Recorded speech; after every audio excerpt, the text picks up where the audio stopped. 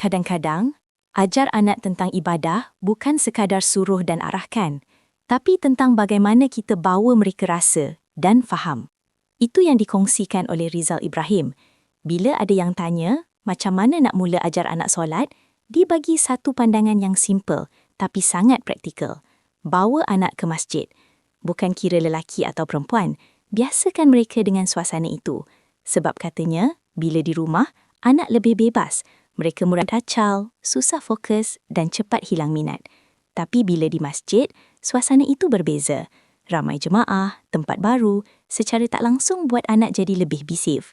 Mereka mula perhati, mula ikut, walaupun tak sempurna. Dan dari situ, perlahan-lahan mereka belajar.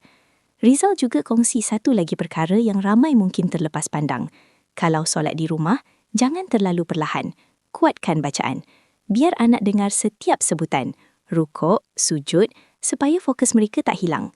Sebab anak kecil mudah bosan bila sunyi.